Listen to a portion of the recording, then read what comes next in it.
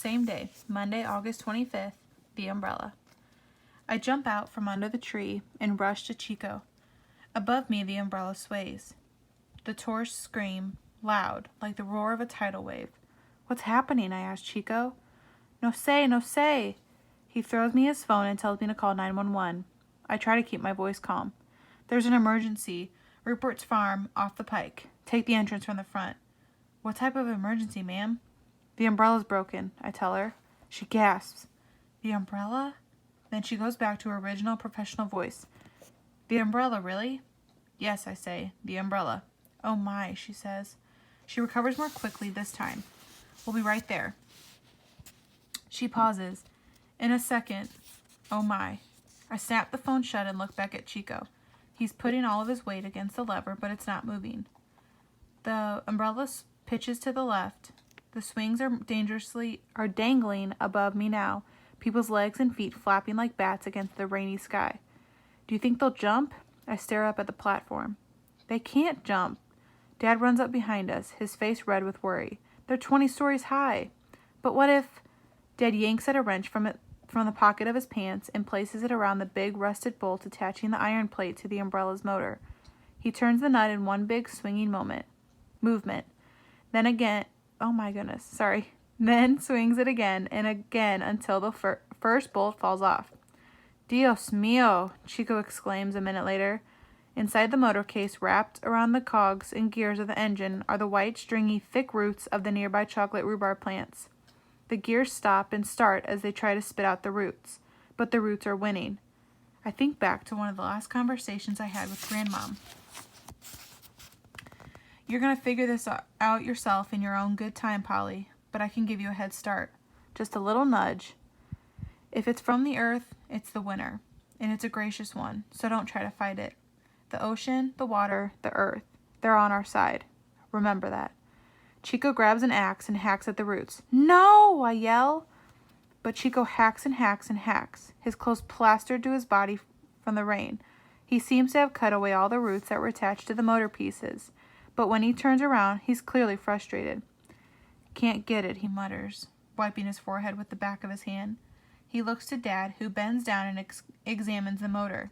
Then Chico extends his arm into the motor casing to try to pull out the root strings still caught inside, but his hand is too big for the inner plate. It won't fit. Dad tries next, but his hand is even bigger than Chico's. I think I hear a small child scream from high above. Everything inside of me, my breath, my heart, has stopped. Someone has to fix this, now.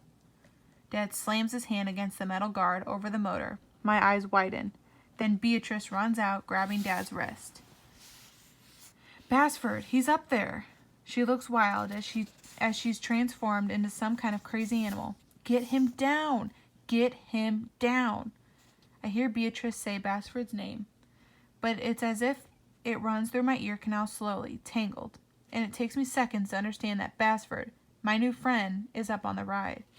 When I look up, the platform sways and another thundering creak slashes through the air. It's the roots, Dad tells Beatrice. I can't pull it out. Beatrice leans down, helpless. She looks over at Chico, her face broken. Help, she begs. And then it just comes out of my mouth like a breath. I think I can try. An image of sparks spelling the word against the sky flashes through my mind. Dad snaps. No, absolutely not.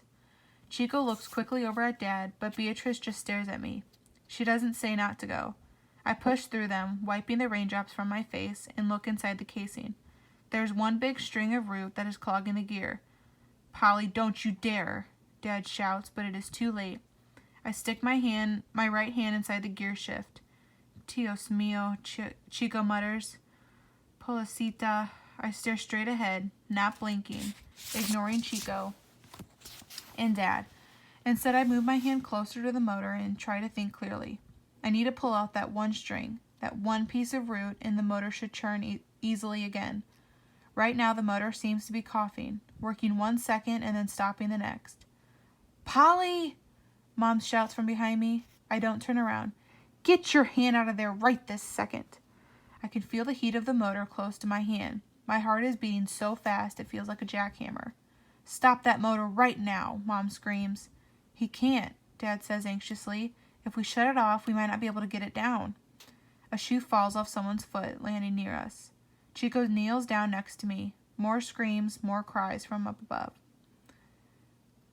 Tu puedes, he whispers. Polly, tu puedes. You can do this.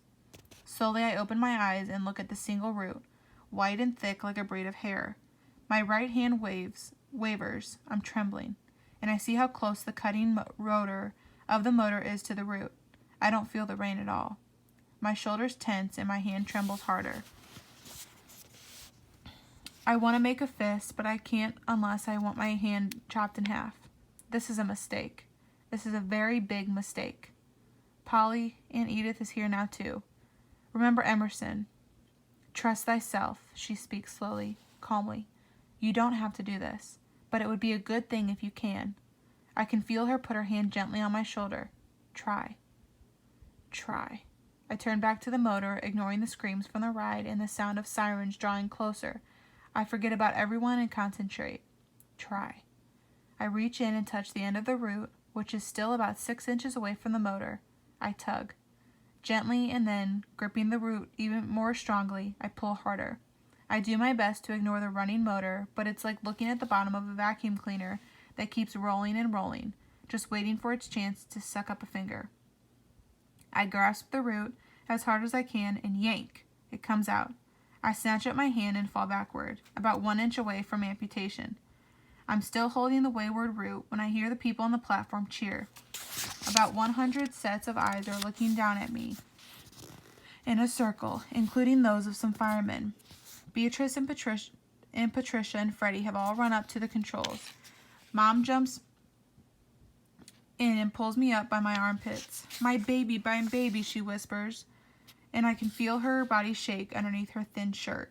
She hugs me so hard that my head is pressed deeply into her shoulder. When she releases me, I realize the rain has stopped. The umbrella is still high up in the air.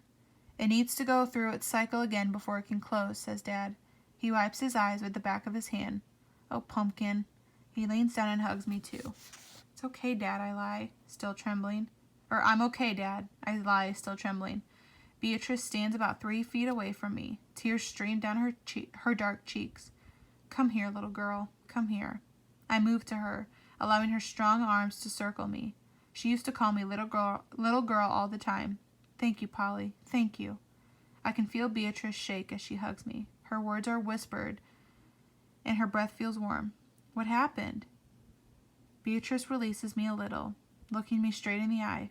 Foolishness, she says as she deliberately steps on the leaf of a plant. Foolishness, she repeats angrily.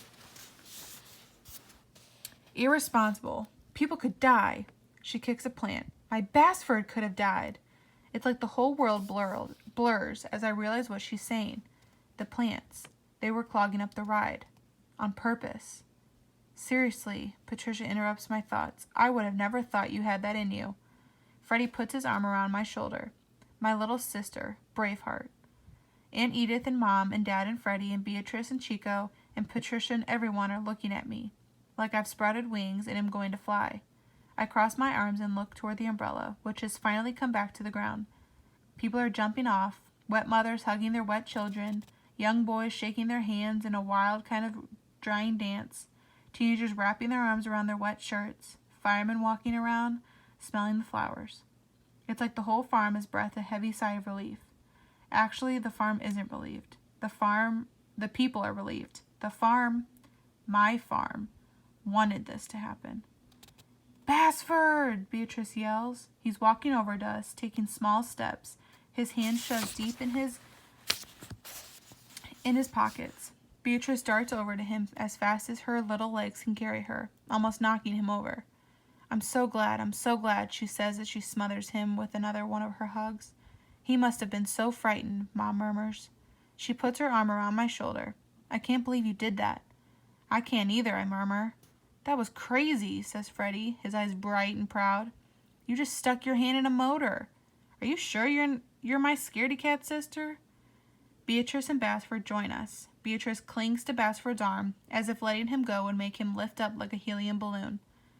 Dude, she saved your life, Freddie tells him. She did, Patricia echoes, as if she can barely believe it. Basford flips his hair off his face and then takes a step away from Beatrice. He's not smiling. He doesn't even look happy. Then he thrusts out his hand. I take it, and he shakes it up and down awkwardly. "Thank you," he says quietly. "Thank you very much." "You're welcome," I say equally quietly. We look at each other without smiling, like we're the only two who understand how terrible it was. "What was it like up there?" Freddie asks. I would have been freaking out. Basford glances back at the umbrella. He blinks, as if he's looking at the sun even though he isn't, and then swallows. "Everyone was afraid." Beatrice jumps over and gives me another hug. "That was so darn brave of you, honey. So darn brave." She's right. Aunt Edith stares at me, her eyes shining. "You were fearless, Polly. Absolutely fearless." I have to look away. I don't feel like I was fearless. I was afraid, too. Scratch that. I am afraid. The plants on the ground are bright and healthy looking, as if they're the most innocent things in the world. A picture of the green dragonfly mist flashes through my mind, making my stomach turn upside down. I realize suddenly that Spark must have known, too. It's like our farm is in revolt, starting some kind of war with all of us. "Let's go inside," Mom says. I catch eyes with Beatrice. In a second, I tell Mom, I have to do something first.